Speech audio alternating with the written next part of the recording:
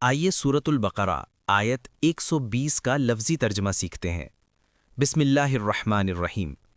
وَلَن تَرْضَىٰ عَنْكَ الْيَهُودُ وَلَا النَّصَارَىٰ حَتَّىٰ تَتَّبِعَ مِلَّتَهُمْ قُلْ إِنَّ هُدَى اللَّهِ هُوَ الْهُدَىٰ وَلَئِنِ اتَّبَعْتَ أَهْوَاءَهُمْ بَعْدَ الَّذِي جَاءَكَ مِنَ الْعِلْمِ مَا لَكَ مِنَ اللَّهِ مِن وَلِيٍّ وَلَا نَصِيرٍ۔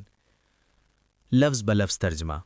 ولن اور ہرگز نہیں، ترضا راضی ہوں گے، عنکا آپ سے، الیہود یہودی، ولا اور نہ، النصارا عیسائی، حتیٰ یہاں تک کہ تتبع آپ پیروی کریں، ملتہم ان کے دین طریقے کی، قل آپ کہہ دیجئے، انا بے شک، ہدا ہدایت، اللہ کی، ہوا وہی، الہدا اصل ہدایت، ولئن اور اگر، اتبعتا آپ نے پیروی کی، اہواءہم ان کی خواہشات کی، بعد الذی اس کے جو، جاءکا آپ کے پاس آیا، من العلمی علم میں سے، ما لکا نہیں ہوگا آپ کے لیے، من اللہ کی طرف سے، من ولی کوئی مددگار، ولا نصیر اور نہ کوئی مدد دینے والا۔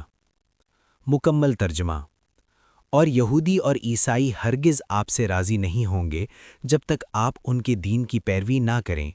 آپ کہہ دیجئے کہ بے شک اللہ کی ہدایت ہی اصل ہدایت ہے، اور اگر آپ کے پاس علم آ جانے کے بعد بھی آپ نے ان کی خواہشات کی پیروی کی تو پھر اللہ کی طرف سے نہ آپ کا کوئی مددگار ہوگا اور نہ کوئی مدد کرنے والا۔ آیت کی تفصیل۔ غیر مشروط خوشنودی کا فریب۔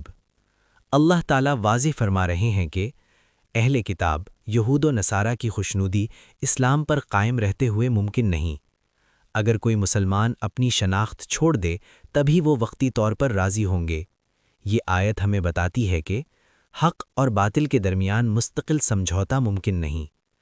اصل ہدایت کی تعریف۔ اِنَّ هُدَى اللَّهِ هُوَ الْهُدَىٰ یہ جملہ عقیدے کی بنیاد ہے۔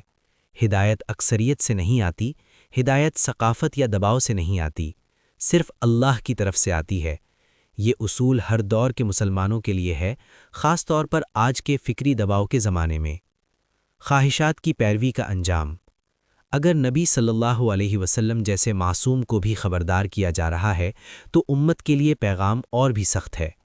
علم آ جانے کے بعد غلط راستہ اختیار کرنا، دین میں نرمی کے نام پر سمجھوتا کرنا، اللہ کی حدود چھوڑ کر لوگوں کو خوش کرنا، نتیجہ اللہ کی مدد، حفاظت اور نصرت سے محرومی۔ آج کے مسلمان کے لیے پیغام۔ یہ آیت ہمیں سکھاتی ہے کہ دین پر ثابت قدمی ہی اصل کامیابی ہے۔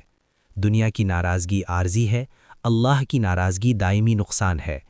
اپنی شناخت پر شرمندہ ہونے کے بجائے اس پر فخر کیا جائے۔